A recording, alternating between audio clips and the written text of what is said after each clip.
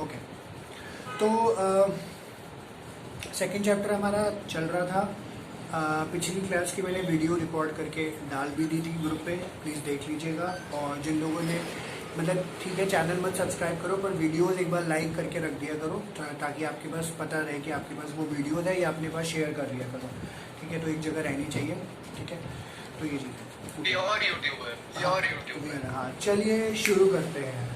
ठीक है, कैसे हैं जनता लोग? कैसे हैं आप लोग? कैसे हैं? फील के साथ बोलना पड़ेगा ना, फील के साथ लानी पड़ेगी फील।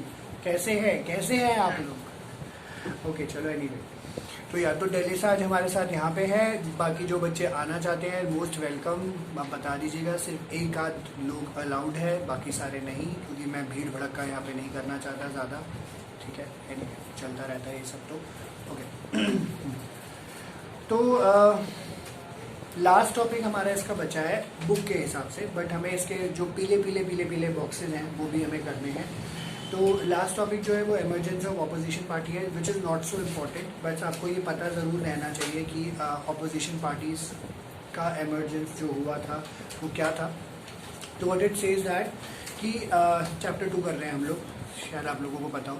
तो यहाँ पे इन्होंने बताया, as we have noted above, it is not that India did not have opposition party during this period. तो मैंने आपको एक रेफर भी करा दिया था इसके लिए चीज़ कि जैसे जब हम चैप्टर पढ़ना शुरू किया था हमने, तो उस पर मैप देखा था हमने देखा था 52 से लेकर 67 तक का मैप था।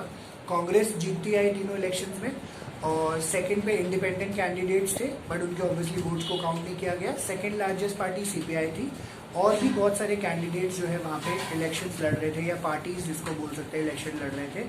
तो कहते हैं रिजल्ट डिस्कशन के बाद इलेक्शंस जो आते थे यहाँ पे, जैसे इलेक्शंस के रिजल्ट जो भी आते थे, तो हम लोगों के सामने कांग्रेस के अलावा बहुत सारे नाम यहाँ पे आए। Even then India had a larger number of diverse and vibrant opposition parties than many other multi party democracies. ठीक है, तो इंडिया के पास भी बहुत सारी पार्टीज थी। ऑब्वियसली उनको बहुत नाम मात्र शेयर मिलता था, क्योंकि इतना जो है कांग्रेस के लेवल पे आकर वो डिफीट उसको नहीं कर पाती थी, या कांग्रेस की जितनी सीटें नहीं अचीव कर पाती थी। तो कहते हैं some of them had come into being even before the first general election of 1952 से पहले की भी पार्टीज हैं। Some of these parties played an important role in the politics of countries in 60s and 70s। इसके बारे में हमें आगे पढ़ने को मिलेगा भी, कैसे मेजरली जो है ऑपोजिशन पार्टीज ने अपना इंपॉर्टेंट रोल प्ले किया। एंड रूट्स की अगर हम लोग बात करते हैं नॉन कांग्रेस पार्टीज की, तो वो कहीं ना कहीं ये कहते हैं can be trace to one another of the opposition parties of the 1950s। तो एक्चुअली में कह सकते हैं हम लोग, इसके बारे में आगे क्लैरिटी और ज़्यादा मिलेगी।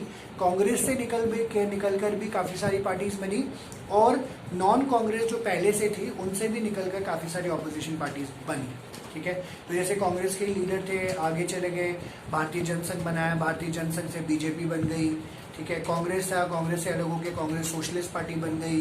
तो इस तरीके से कुछ न कुछ चलता रहा था। CPI is one of the party जो कांग्रेस के पैरेलली चली है, आज भी सीपीआई एग्जिस्ट करती है, जिसके बारे में हमें पढ़ने को भी मिलेगा। ठीक है, ये भी इन्होंने बताया।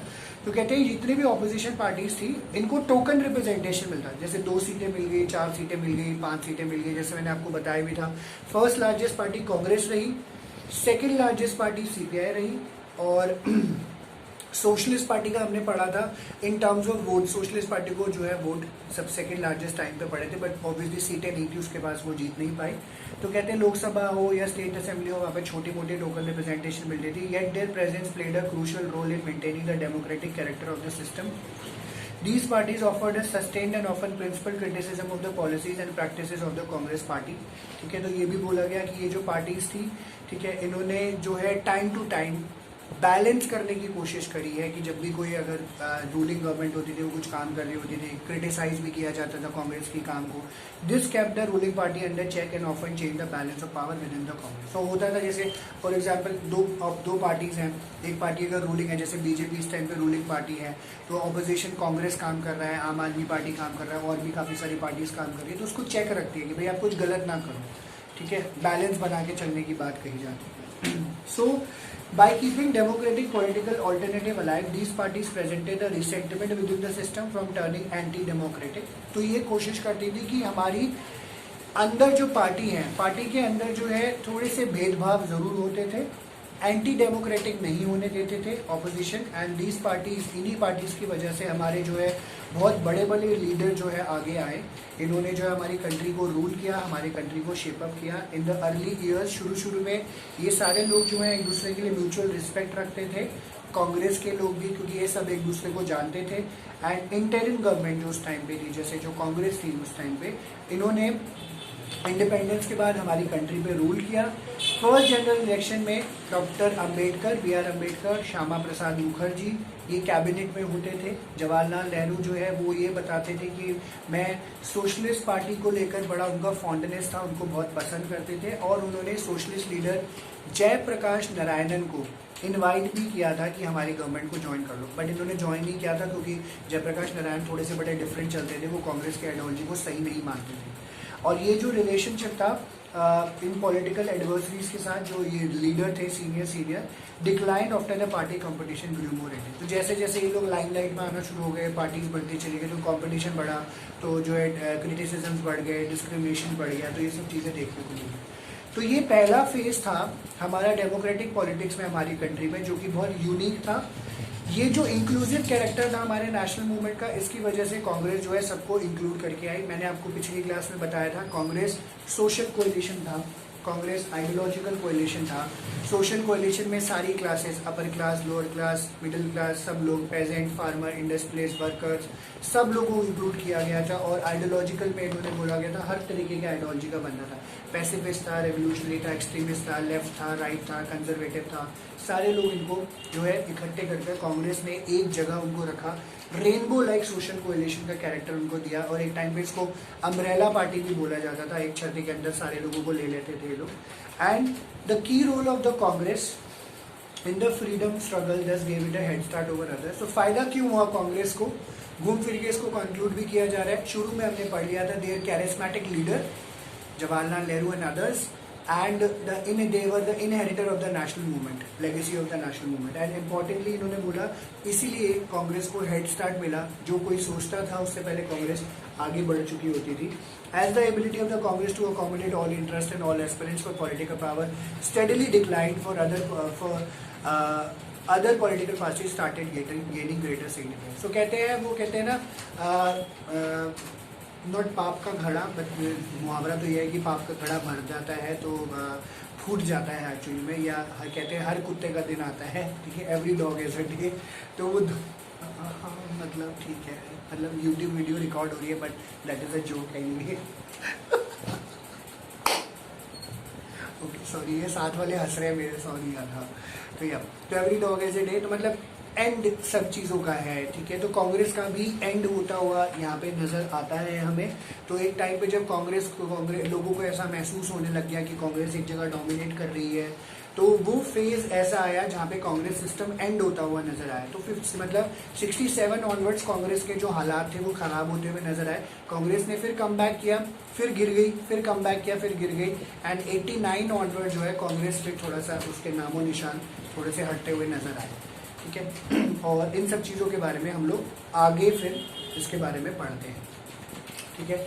तो ये इसका लास्ट टॉपिक था, इसमें से आता कुछ नहीं है, आपको रीडिंग पे रखना है ये, ठीक है। और जहाँ पे मैंने अभी ख़त्म किया है, श्यामा प्रसाद मुखर्जी का बॉक्स है, सिर्फ मार्क कर लीजिएगा इसको। 1 मार्कर पॉइंट ऑफ व्यू से ये आ सकता है, आया नहीं है क्योंकि मैं मार्क तो कराता हूँ, ये बॉक्स इसमें से कुछ भी आ सकता है, ठीक है। तो इस पॉइंट ऑफ व्यू से उसके बाद फिलहाल आप पीछे आए, पेज नंबर 40 पे आप देख रहे हो एक कार्टून दिया हुआ है आपको, ये आप मार्क कर लीजिए, 5 मार्कर है। बोर्ड में नहीं आया है, सैम्पल पेपर में आया है, स्कूल लेवल पे भी पूछ लेते हैं। तो आप ये पिक्चर देख रहे हैं, इसका डिस्क्रिप्शन नीचे दिया हुआ है। पेड़ पे कांग्रेस के लीडर बैठे हैं, जवाहरलाल नेहरू आगे बैठा है, और बाकी सारे ऑपोजिशन लीडर जो है टग ऑफ वॉर खेल रहे हैं, उसको हिलाने की कोशिश कर रहे हैं कि जो सपोर्ट है वो गिर जाए। इसलिए इमरजेंसी ऑफ ऑपोजिशन पार्टीज हम लोग यहाँ पे पढ़ रहे थे, ठीक है। और इसके बाद फिर पलटिए पेज नंबर 36 पे आइए आप लोग, पेज नंबर 36 पे रफ़ी अहमद किदवई का एक बॉक्स दिया हुआ है, इसका मैप आया हुआ है और मैच द फॉलोइंग आया हुआ है। अब ये बोलोगे इसका मैप कैसे आया, मतलब इस बंदे को मार्क करना है, ऐसा नहीं होता जी, ठीक है। हाँ, तो रफ़ी अहमद किदवई का डिस्क्रिप्शन अगर आप पढ़ेंगे तो ये मिनिस्टर ऑफ कम्युनिकेशन थे in the first ministry of free India and food and agriculture minister थे, बाराबंकी यूपी से, उत्तर प्रदेश से। तो ये वहाँ करने के लिए आ गया था कि रफ़ी अहमद किदवई जो है कहाँ के लीडर थे। तो यूपी आपको आइडेंटिफाई करना होता है, क्योंकि आपके मैप जो आते हैं पॉल साइंस में, उसमें सिर्फ आपको आइडेंटिफाई करना होता है, मार्क्ड ऑलरेडी होता है। ठीक है, तो ये रफ़ी अहमद किदवई का इस तरीके से आ जाता है। तो ये 1 मार्कर है। उसके नीचे आप देख रहे हो कार्टून और छोटा सा बना हुआ है, earlier we had a coalition in a party, now we have a coalition in parties of parties, does it mean that we have had a coalition government since 1952। ये मार्क कर लीजिएगा, बोर्ड्स में एक बार आया है, सिर्फ एक बार, स्कूल लेवल पे आपसे कई बार पूछ लेते हैं। 5 मार्कर का है, एक्सप्लेन मैं बाद में करूँगा, फिलहाल आप मार्क कर लीजिए इसको। ठीक है,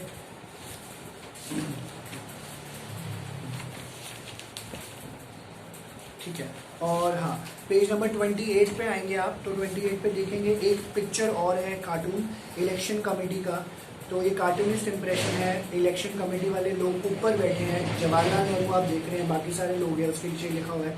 एंड नीचे वाले लोग जो है यहाँ पे दिखा रहा है कि ये कैंडिडेट्स हैं, लेकिन election committee form by the Congress to choose party on the committee beside Nehru ji and this. बाकी सारे लोग डिमांड कर रहे हैं कि भाई हमें भी जो है पार्टिसिपेट करना है, या हमें भी सीटें, हमें भी जो है इलेक्शन में खड़ा होना है। उस तरीके से पिक्चर रिप्रेजेंटेशन है। ये क्वेश्चन कैसे आया है वो मैं आपको बाद में बताऊंगा, बट ये बोर्ड्स में आया हुआ है सिर्फ एक बार। ठीक है, तो ये मार्क कर लीजिए। ठीक है, 5 मार्कर का आता है। Picture based and map question सारे 5 मार्कर के रहे हैं, तो आपको ये ध्यान रखना है। मैप मैंने आपको 31 पेज पे मार्क करा दिया है। ठीक है, और इसके बाद जो है आप आ जाइए पेज नंबर 34 पे। ठीक है, सिर्फ यही करेंगे हम लोग सोशलिस्ट पार्टी आज, क्योंकि मैंने आपसे वादा किया हुआ है ज़्यादा ना पढ़ाने का।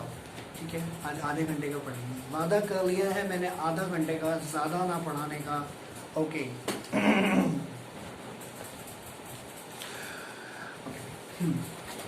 तो चैप्टर हमारा ख़त्म हो गया है।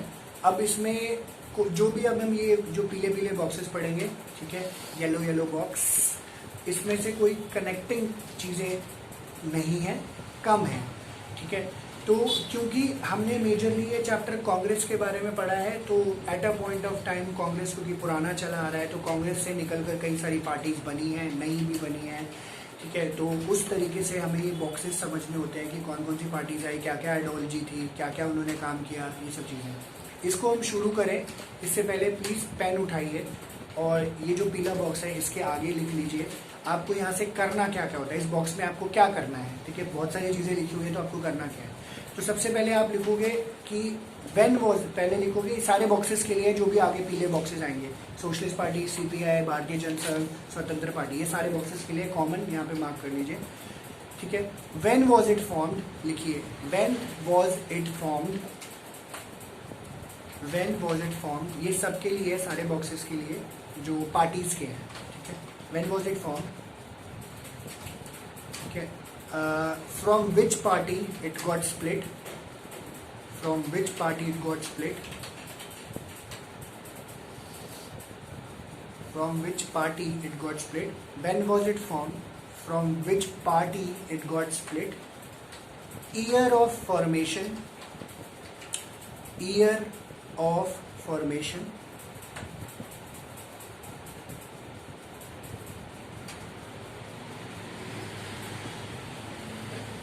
when was it formed में कवर हो गया, year of formation। ठीक है, ओके, और ब्रेकअप, ब्रेकअप, हाँ, पार्टीज का भी ब्रेकअप होता था। ये नहीं सोचे कि आप सिर्फ आप ही लोगों का, लड़कियों और लड़कियों का ब्रेकअप होता है, पार्टीज का भी ब्रेकअप होता है भाई साहब, बड़ी दिक्कत थी। ठीक है, ब्रेकअप, या फिर इसका आगे स्लैश लगा के लिख लीजिए स्प्लिट, क्योंकि हम जो वर्ड यूज़ करते हैं यहाँ पे टर्मिनोलॉजी वो स्प्लिट यूज़ होता है। ठीक है, split in parties, split in parties, split in parties. सबसे इंपॉर्टेंट आइडियोलॉजीज, सबसे इंपॉर्टेंट आइडियोलॉजीज, आइडियोलॉजीज के ऊपर आपको सबसे ज़्यादा ध्यान देना है। पार्टी का फॉर्म हुई, क्या नाम है, और आइडियोलॉजीज। एंड जो तीसरी इंपॉर्टेंट चीज़ है वो है इनके leaders, important leaders, important leaders. 28 को कर दो, गुरु चलने दो मंदिर में, इंपॉर्टेंट लीडर्स। ठीक है जी, तो वीडियो रिकॉर्ड हो गई है, प्लीज़ दोबारा मैं पूछना, मैं खुद भूल गया हूँ क्योंकि मैंने लिखा नहीं है। Anyway sorry. तो ये मैंने बताया था सोशलिस्ट पार्टी। अब इसमें देखो जो मैंने आपको बताया, इन पे चीज़ों पे ध्यान देना है आपको। ये क्वेश्चन कैसे आता है, इसमें से मेजरली क्वेश्चन आपके 1 और 2 मार्कर आए हुए हैं, ठीक है, 1 और 2 मार्कर। आपके इससे आइडियोलॉजी पूछ लेते हैं, आपके लीडर्स के नाम पूछ लेते हैं, मैच द फॉलोइंग आए हुए हैं, करेक्ट द रीराइट स्टेटमेंट आए हुए हैं, फिल इन द ब्लैंक्स आ जाता है। इसी तरीके से आपसे पूछ लिया जाता है, तो उसको थोड़ा सा आपको मतलब इस तरीके से करना पड़ेगा। अब मैं बता देता हूँ कि क्या क्या है इसमें, ठीक है। तो सोशलिस्ट पार्टी आप देख रहे हो लिखा हुआ है, ये जो आप पढ़ रहे हैं हम लोग, ठीक है, सोशलिस्ट पार्टी। सोशलिस्ट पार्टी के लेफ्ट में देखो बरगद का पेड़ है, ये सोशलिस्ट पार्टी का सिंबल था, लिख लीजिए, ये सोशलिस्ट पार्टी का सिंबल था, याद रहना चाहिए। बरगद का पेड़, बरगद के पेड़ के नीचे बैठेंगे तो ठंडक मिलेगी, और कभी कभी ठंडक ही मिलेगी एक्चुअली।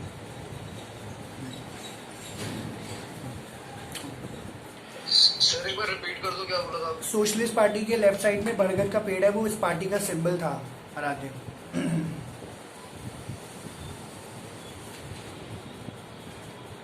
या ओके, तो आई एम स्टार्टिंग इट। तो सोशलिस्ट पार्टी है, अब ध्यान से सुनिएगा। इसका ओरिजिन की बात करें सोशलिस्ट पार्टी, तो हम लोग इसको देख सकते हैं, ये इंडियन नेशनल कांग्रेस से ही निकला है। तो ये पहला पॉइंट हो गया, मैंने बताया कहाँ से ओरिजिनेट हुआ है, तो इंडियन नेशनल कांग्रेस से ही निकल के बना है। प्री इंडिपेंडेंस पैरा में कांग्रेस सोशलिस्ट पार्टी जो है एक्चुअली में फॉर्म हुई थी 1934 में, और by a group of young leaders who wanted a more radical and egalitarian Congress. तो ये अंडरलाइन कर लेना, कांग्रेस सोशलिस्ट पार्टी का जो ऑब्जेक्टिव था, दे वांटेड मोर रेडिकल यानी extreme and egalitarian Congress, justified Congress, भले के लिए लोग काम करें। 1948 में कांग्रेस ने अपना कॉन्स्टिट्यूशन चेंज करा, और जो है मेंबर्स के लिए थोड़ा सा नुकसान हो गया, जिसकी वजह से वो डुअल पार्टी मेंबरशिप नहीं रख सकते थे, जिसकी वजह से इस टाइम पे 1948 में ये स्प्लिट हुआ। कांग्रेस से निकल गए सोशलिस्ट वाले जो लोग थे, जो चाहते थे कि स्टेट कंट्रोल रहे, वेलफेयर का काम हो, उन्होंने सेपरेट सोशलिस्ट पार्टी फॉर्म कर ली 1948 में। पार्टी की इलेक्ट्रल परफॉर्मेंस बहुत डिसअपॉइंटिंग थी जब इलेक्शन हुए थे, एंड इसकी presence almost every state of India में थी, बट इसको इलेक्ट्रल सक्सेस नहीं मिला था। इलेक्शंस में खड़ी हुई थी तो जीत नहीं पाई थी, ठीक है। अब ये जो मैं सेकंड पैराग्राफ पढ़ रहा हूँ, यहाँ पे 4-5 लाइनें आइडियोलॉजी है इसकी, लिख लीजिए, ये आइडियोलॉजी है, याद रहेगा आपको। Sociologist believed in the ideology of democratic socialism which distinguished them from both Congress as well as from the communists। तो ऐसे आ जाता है कि who believed in the democratic socialism, तो आपको बताना पड़ता है सोशलिस्ट पार्टी, इस तरीके से भी क्वेश्चन आ जाता है, ठीक है। तो कांग्रेस और कम्युनिस्ट से थोड़ा सा डिफरेंटली चल रहे थे। They criticise the Congress for favouring capitalist, उन्होंने क्रिटिसाइज किया कांग्रेस को कि आप कैपिटलिस्ट को फेवर कर रहे हो, लैंडलॉर्ड को फेवर कर रहे हो, वर्कर्स और पेजेंट्स को फेवर नहीं कर रहे हो। सोशलिस्ट के सामने सबसे बड़ा डिलेमा कब आया, जब 1955 में कांग्रेस ने खुद ही डिक्लेयर कर दिया कि हमारा जो एजेंडा है अब, या हमारा जो ऑब्जेक्टिव है, वो सोशलिस्ट रहेगा। तो सोशलिस्ट पार्टी की एग्जिस्टेंस को हो गया खतरा, ठीक है। क्योंकि अब देखो सिंपल सी बात है, मैं बैठा हूँ, मैं बोल रहा हूँ मैं सोशलिस्ट नहीं हूँ, अब वहाँ पे डेलिसा बैठी है, डेलिसा आई है, डेलिसा बोल रहा है सोशलिस्ट सोशलिस्ट सोशलिस्ट सोशलिस्ट, उसने तो पार्टी फॉर्म कर ली निकल के मेरे से, ठीक है। अब मैंने क्या हुआ, क्योंकि डेलिसा को मैंने ऑब्वियसली कैटर नहीं करना है, मैंने बोला मैं सोशलिस्ट अपनी आइडियोलॉजी बनाऊँ, आज से lotus circle centre socialist ideology में चलेगा, वेलफेयर। तो डेलिसा का तो हो गया टाटा बाय बाय। तो वहाँ पे इस पार्टी की एग्जिस्टेंस को खतरा आया, पार्टी का टाटा बाय बाय हो गया। उसके बाद सोशलिस्ट पार्टी कहीं आसपास भटकती हुई नहीं दिखी कांग्रेस की, ठीक है।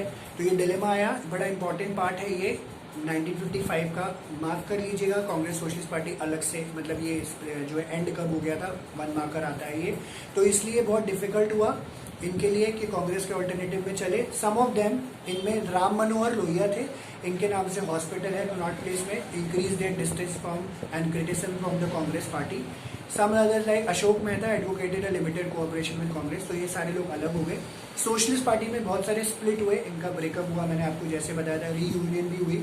तो इसमें से किसान मजदूर प्रजा पार्टी बनी, ये याद करना है आपको। प्रजा सोशलिस्ट पार्टी बनी, संयुक्त सोशलिस्ट पार्टी बनी, जयप्रकाश नारायणन, अच्युत पटवर्धन, अशोक मेहता, आचार्य नरेंद्र देव, इनके पिक्चर दी हुई है लेफ्ट साइड में, ये मार्क कर लीजिएगा, इंपॉर्टेंट है।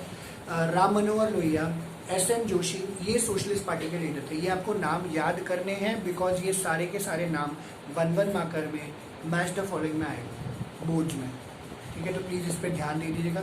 थोड़ा सा टफ ज़रूर लगेगा बट करना है, स्पेसिफिक हो जाएगा जब हम क्वेश्चन डिस्कस करेंगे, बट फिलहाल के लिए आप मार्क करिए।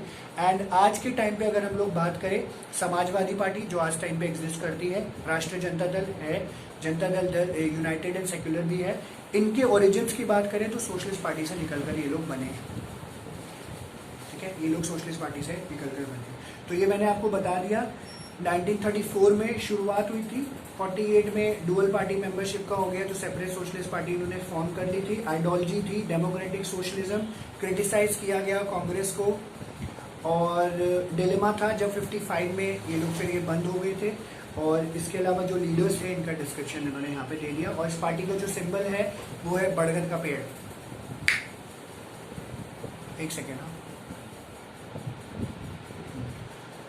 बरगद का पेड़, ठीक है जी। और आचार्य नरेंद्र देव का इन्होंने यहाँ थोड़ा सा डिस्क्रिप्शन दिया। प्रेसिडेंट थे कांग्रेस सोशलिस्ट पार्टी के, जेल इनको कर दिया गया था। Scholar of Buddhism and after independence led the socialist party and later the Praja socialist party. ठीक है, ये बहुत कम आया हुआ है बट आपको ये डिस्क्रिप्शन याद करना होता है, ये याद कर लीजिए। तो ये आपका सोशलिस्ट पार्टी का डिस्क्रिप्शन था। इसमें से किसी को कोई डाउट है या कुछ मिस कर दिया हो तो बता देता हूँ। किसी को कोई डाउट पहले से क्लियर है, आपका अंडरलाइन कर दिया। किसी को कुछ पूछना है करा दो, उसको भी करा दो। ओके, ठीक है। तो किसी को नहीं पूछना है कुछ तो कोई बात नहीं। इसका थोड़ा सा पोर्शन हमारा और बच गया है, ये हम लोग नेक्स्ट क्लास में फिर खत्म करते हैं। आज के लिए आप जन्माष्टमी मनाइए, ठीक है। Thank you very much, please take care, enjoy the day, ठीक है। Take care, take care, take care. Thank you, thank you, bye bye bye. Thank you sir. Muskan call करनी है तुम्हें, 5 मिनट बाद कॉल कर लेना। मुस्कान कॉल कर लेना, ठीक है। Bye bye. सर 10 मिनट्स में कर या श्योर, चाय पीजिए फिर कर लीजिए, कोई बात नहीं। दूँ। बाय।